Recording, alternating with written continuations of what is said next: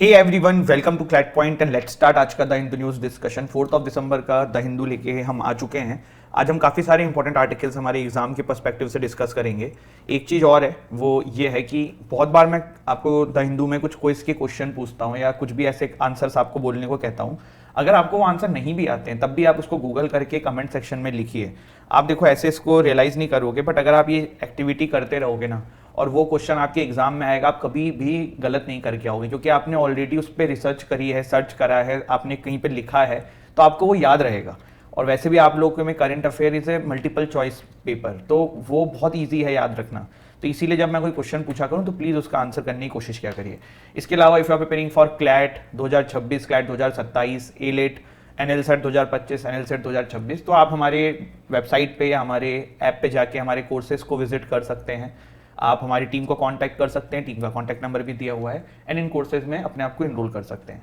यहाँ पे देखिए सबसे पहला आर्टिकल जो है वो है show cause notice to Delhi airport on roof collapse. आपको याद होगा कि दिल्ली एयरपोर्ट का एक रूफ कोलैप्स हुआ था, एक बहुत ही दुर्भाग्यपूर्ण घटना घटी थी, उससे काफ़ी लोगों का नुकसान भी हुआ था।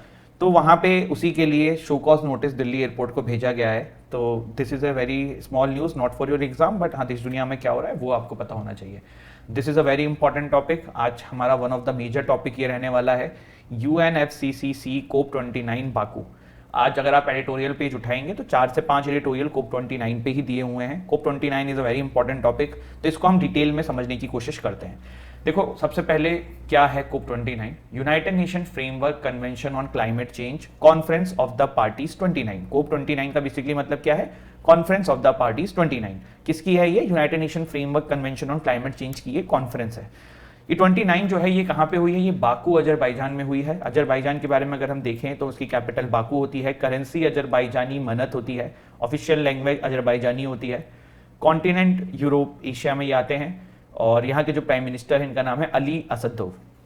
अजरबैजान की बात हो रही है तो मेरा यहीं से आपको क्विज का क्वेश्चन है। अजरबैजान का अपनी एक पड़ोसी कंट्री से बहुत ज़्यादा लड़ाई होती रहती है। वो कंट्री का नाम मुझे कमेंट सेक्शन में बताइएगा। जैसे इंडिया पाकिस्तान की नहीं बनती है ना, वैसे ही अजरबैजान की एक पड़ोसी कंट्री है, उसकी और अजरबैजान की बिल्कुल नहीं बनती, और बहुत ज़्यादा न्यूज़ में ये रहते हैं। तो मुझे कमेंट सेक्शन में उसका नाम आप लोग बताएंगे।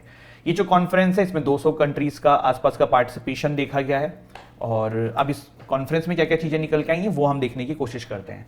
तो मेजर ब्रेक थ्रूज जो COP29 में रहे हैं उसमें सबसे पहला था कि new collective qualified goal on climate finance बनाया गया है।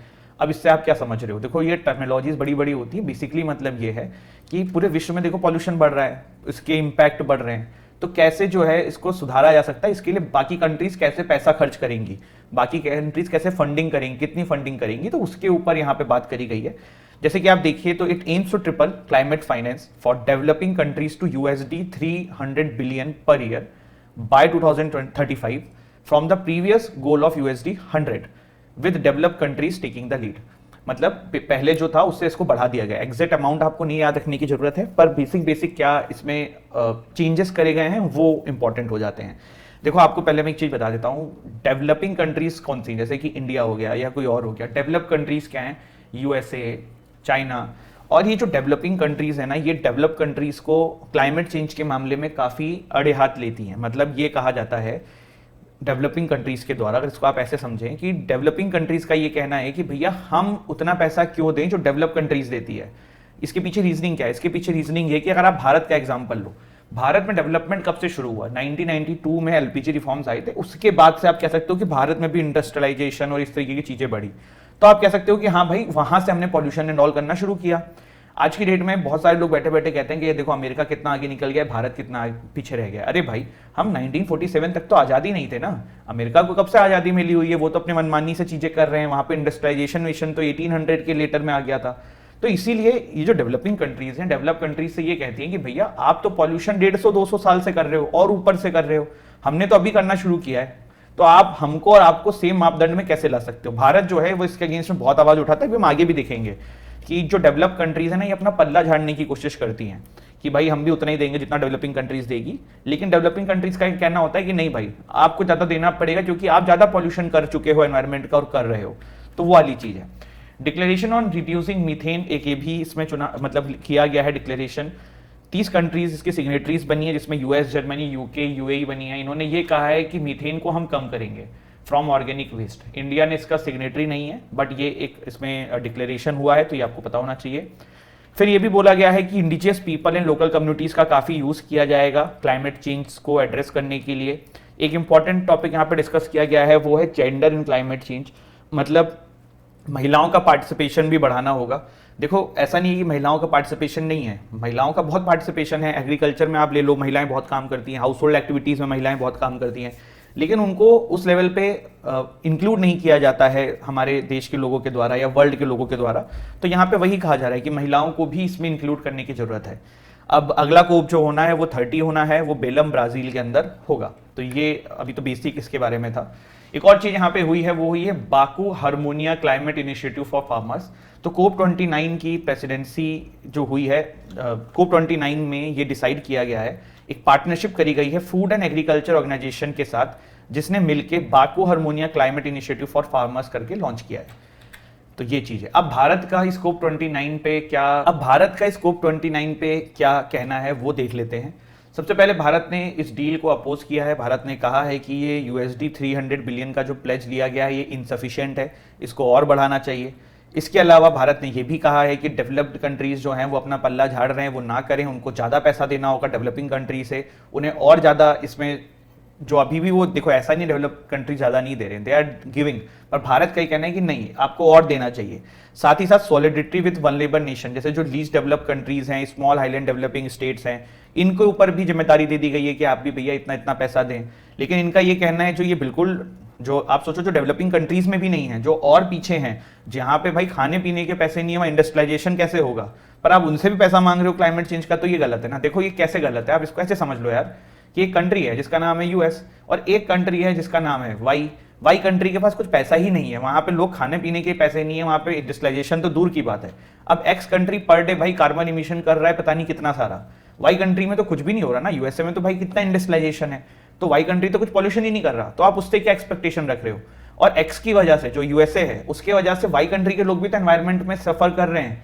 तो यहाँ पे जो ये जो LDC हैं या जो स्मॉल आइलैंड डेवलपिंग स्टेट्स हैं, भारत ने इनके साथ सॉलिडिटी दिखाई है एंड इनके साथ खड़ा रहने की बात कही है। तो ये बेसिक चीजें थी रिगार्डिंग दिस कोप 29। कोप 30 कहाँ होगा ये मैंने आपको बता ही दिया है। जस्टिस मनमोहन अपॉइंटेड एज जज ऑफ सुप्रीम कोर्ट। तो जस्टिस मनमोहन साहब हैं, ये दिल्ली हाई कोर्ट के चीफ जस्टिस थे, अभी इनको जो है वो आपका सुप्रीम कोर्ट में एज ए जज बनाया गया है। एक और मेरा क्विज का क्वेश्चन है, आज की डेट में सुप्रीम कोर्ट में टोटल नंबर ऑफ जजेस कितने हैं, पहली चीज, और दूसरा फिलहाल कोई सीट वेकेंट है कि नहीं है, ठीक है, ये जरूर मुझे बताइएगा आप लोग। इसके बाद south Korea president declared martial law, parliament vote against move. देखो साउथ कोरिया में एक बड़ी ही विचित्र चीज घटी है, थोड़ा सा साउथ कोरिया के बारे में पहले देख लेते हैं। साउथ कोरिया कहाँ है आपका, दिस इज साउथ कोरिया, बगल में इसके नॉर्थ कोरिया है जो बहुत तंग करता रहता है इनको, इधर नीचे इनका जापान है, ये कोरिया स्टेट है, ये इनकी सियोल कैपिटल है। अब आ जाते हैं थोड़ा सा और साउथ कोरिया के बारे में देखने के लिए, तो इनके प्रेसिडेंट हैं यून सुक योल, ये नाम याद रखिएगा, अभी ये कहानी आपको समझने के लिए ये काम में आएगी। ऑफिशियल लैंग्वेज कोरियन है एंड इनकी जो करेंसी है वो है साउथ कोरियन वॉन। चलिए, तो जो साउथ कोरिया के प्रेसिडेंट हैं इन्होंने मार्शियल लॉ डिक्लेयर कर दिया था। तो क्या हुआ था, नॉर्थ कोरिया से वॉर हो गया था क्या कि मार्शियल लॉ डिक्लेयर कर दिया था। देखो बेसिकली मैं आपको ना एक बहुत सिंपल सा एग्जांपल देता हूँ। आपको याद है कि इंडो-सीनो वॉर हुआ था, इंडिया चाइना का 1962 में वॉर हुआ था। तो उसका रीजन ये नहीं था कि भारत ने चाइना को तंग किया था या कुछ। जब कभी भी किसी कंट्री की जो लोकल गवर्नमेंट होती है ना, उसको अपने देश से क्रिटिसिज्म मिलता है या उसके देश में लोग उसे पसंद नहीं करते हैं, तो वो लोग क्या करते हैं, नेशनलिज्म का मुद्दा उठा के जो है वो लोगों का प्यार अपनी तरफ खींचने की कोशिश करते हैं। ये चाइना ने किया था 1962 में, जो चाइना के हेड थे उस समय ऐसा चल रहा था कि वहां की जनता उनके अगेंस्ट में है, देयर वाज पॉसिबिलिटी की सिविल वॉर या इस तरह की सिचुएशन हो जाती। तो उन्होंने नेशनलिज्म का मुद्दा उठाया, उन्होंने भारत के अगेंस्ट में युद्ध छेड़ दिया। मतलब बहुत सारे उनके इश्यूज होंगे, उसमें से एक ये भी था जिसकी वजह से उन्होंने किया, और फिर वो युद्ध शुरू कर दिया। तो ऐसे टाइम पे क्या होता है, पूरी जनता जो है वो सॉलिडिटी दिखा देती है गवर्नमेंट के अगेंस्ट में। जैसे आप यूक्रेन में देख लो, अब वो वॉर चल रहा है तो सभी लोग जेलेंस्की कर रहे हैं, उसकी कोई कमी किसी को दिख ही नहीं रही है, तो ये चीज हो जाती है। तो साउथ कोरिया के जो प्रेसिडेंट है ना, इनका नाम है यून सुक योल। अभी ये बहुत क्रिटिसाइज किए जा रहे थे, पहली तो इनकी पॉलिसीज के लेके, फिर इनको इंटरनली भी लोग पसंद नहीं कर रहे थे, काफी ज्यादा इन पे क्वेश्चन चल रहा था। तो इन्होंने क्या किया कि, और वहां पे देखो प्रोटेस्ट भी हो रही थी, जहां पे इनके अगेंस्ट में प्रोटेस्ट जनता कर रही थी। तो इन्होंने क्या किया, इन्होंने वहां पे डिक्लेयर कर दिया मार्शियल लॉ, और इन्होंने ये कहा कि मार्शियल लॉ इसलिए किया गया क्योंकि नॉर्थ के द्वारा बहुत सारे थ्रेट हमारे ऊपर पॉज किए जा रहे हैं। लेकिन आप ऐसे समझो कि नॉर्थ कोरिया तो आज से नहीं ना, तो बीच से मतलब जाने कब से साउथ कोरिया को तंग करता है। कभी वो आपको याद होगा कि एक बलून छोड़ दिया था जिसमें पॉटी उसने भर के साउथ कोरिया में ड्रॉप किया था, या इसी तरीके की और भी कुछ कुछ एक्टिविटीज वो करते रहते हैं समय समय पे। तो ये आज तो हुआ नहीं, तो इन्होंने अभी क्या किया, मार्शियल लॉ जो है वो डिक्लेयर कर दिया। अब ये हुआ कि जनता इसके अगेंस्ट में हो गई कि भाई मार्शियल लॉ क्यों कर दिया है। अब मार्शियल लॉ क्या होता है, मार्शियल लॉ में बेसिकली पुलिस के पास चीजें नहीं होती, सीधे आर्मी कंट्रोल करती है, तो वो थोड़ा सा मतलब मेजर टाइप का सिचुएशन हो जाता है। तो जैसे ही इन्होंने ये किया, उसी समय वहाँ के जो एमपीज हैं वो असेंबली पहुंचे और उन्होंने जो है वो इसके अगेंस्ट में वोट किया और ये मार्शियल लॉ को खत्म करने के लिए इनको मजबूर किया। तो वही कुछ समय बाद मार्शियल लॉ जो है वो खत्म भी हो गया था। तो यही ये न्यूज़ पूरे अभी वर्ल्ड में फैली हुई है। आप साउथ कोरिया के बारे में एक शब्द टाइप करेंगे आपको यही सब न्यूज़ मिल जाएगी। बट ये एक्चुअल में प्रॉब्लम ये थी कि ये इंटरनली ये जो कॉन्फ्लिक्ट्स हो रही थी ना, उसके अगेंस्ट में इन्होंने ये कर दिया था कि लोग इनके अगेंस्ट में ना बोल पाए, या कोई भी जनता या कोई भी अदर मिनिस्टर एंड ऑल इनके अगेंस्ट में ना बोल पाए। तो वहां से ये चीज़ शुरू हुई थी। तो this is what south Korea president declared martial law, parliament vote against this move, this was the news. ये कैपिटल क्या है ये सब मैंने आपको बता दिया है। आगे बढ़ते हैं और आज के हमारे प्रैक्टिस क्वेश्चंस देखते हैं। सबसे पहले देखिए, president Draupadi Murmu will present the national award for empowerment of person with disabilities. तो अमर जैन को इसमें नेशनल अवार्ड मिल रहा है। ये किस चीज के लिए मिल रहा है, तो बेस्ट पर्सन विद डिसेबिलिटी 2024 का अवार्ड इनको यहाँ पे मिला है। फिर है कि 48 चीफ जस्टिस ऑफ श्रीलंका किसको बनाया गया है, तो जस्टिस मुर्दू फर्नांडो को 48 चीफ जस्टिस ऑफ श्रीलंका भी बनाया गया है। Then this is the news कि following organization has adopted 2 December as International Day for the Abolition of Slavery। तो यूनाइटेड नेशन जनरल असेंबली ने, देखो जरूरी नहीं है कि जो आंसर है बस यही सीख रहे हो, आप दो चीज सीख रहे हो। अभी आपसे कोई पूछ ले 2 दिसंबर को कौन सा दिन मनाया जाता है, तो वो भी याद रखो। तो एक होता है पढ़ाई रट्टाफिकेशन और एक होता है थोड़ा स्मार्ट तरीके से पढ़ाई करना, तो दिमाग खोल के पढ़ाई करना है। फिर which of the following central armed police force celebrate its 16th raising day in December 2024, तो BSF is the answer. Then where will be the 4th edition of the Red Sea Film Festival 2024 will be held? तो जैदा Saudi Arabia is the answer. और बॉलीवुड के सितारे आमिर खान, करीना कपूर खान, ये लोग भी वहाँ पे जाएंगे। देन वेयर विल द, देखो एक अभी यहाँ पे नाम आ गया इसलिए मैं कह रहा हूँ, सुपर बॉयज ऑफ मालेगांव जो करके ये फिल्म है ना, इसकी एक्चुअल स्टोरी आप यूट्यूब पे सर्च करना। ये एक्चुअली फिल्म किसी रियल लाइफ स्टोरी पे बनाई गई है और बड़ी इंस्पिरेशनल स्टोरी है। एक गांव में कुछ लोगों ने सोचा कि हमें मूवी बनानी है, ना पैसा था ना रुपया था ना कुछ था, और उन्होंने जो है वो मूवी बनाने का सोचा। और फिर उन्होंने किस तरीके से फटे पुराने सामानों के साथ कैसे वो मूवी बनाई, वो पूरा एक वो था। फिर उसी पे अभी एक बॉलीवुड की मूवी आ रही है जिसका नाम है सुपर बॉयज ऑफ मालेगांव, तो ये आप सर्च करिएगा आपको मिलेगा। Where will be the world maritime conference 2024 be held, तो Chennai is the answer. And also अभी यहाँ पे ये बात हो रही है, मैं इसी पे बोल रहा हूँ। मेरा एक मानना है कि देयर इज अ मूवी जिसका नाम है pursuit of happiness, will Smith की ये मूवी है। एज ए स्टूडेंट मुझे लगता है कि ये हर बच्चे को देखना चाहिए, और आप लोगों से मेरी रिक्वेस्ट है कि जब भी आप फ्यूचर में कभी भी गैप लो, आपका ब्रेक डे हो and you are planning to watch a movie, go for it. Pursuit of happiness is the name of the movie, Will Smith is the actor. I am telling you this movie will be the life changing movie for you, एक बार देखना, ठीक। चलिए, फिर है world computer literacy day celebrate किया जाता है 2 दिसंबर को।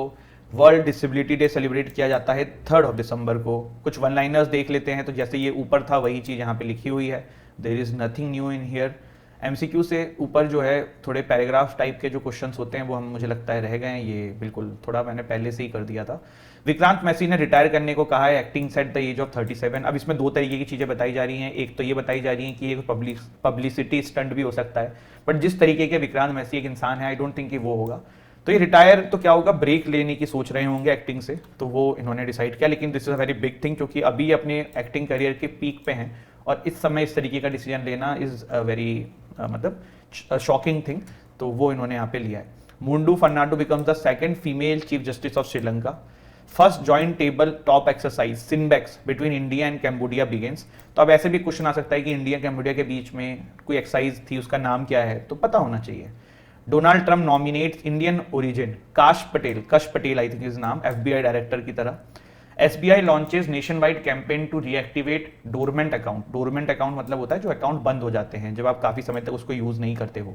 World computer literacy day 2024 celebrate किया गया, जिसका इस बार का थीम था, क्या थीम था, the theme was the big 3 computing advance, और 2 दिसंबर को यहाँ पे ये मनाया गया था। P V Sindhu Lakshya Sen wins 2024 Syed Modi title.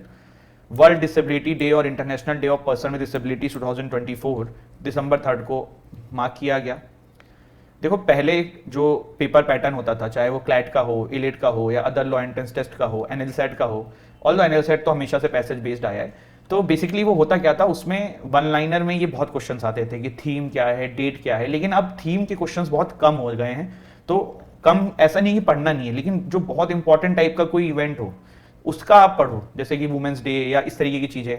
But जैसे आप कोई बहुत सारे दिन होते हैं, हर दिन ही कोई ना कोई स्पेशल डे होता है, तो आप नहीं भी करोगे ना तो चलेगा, इतनी थीम याद करने की जरूरत नहीं है। और पेपर अब करंट अफेयर का इतना टफ आता भी नहीं है, अगर आपने बेसिक आपके तैयार हैं तो आप अच्छा ही करके आओगे पेपर में, तो ये भी रहता है। तो दिस इज इट, ये था हमारा आज का session. Thank you so much. जय हिंद, जय भारत।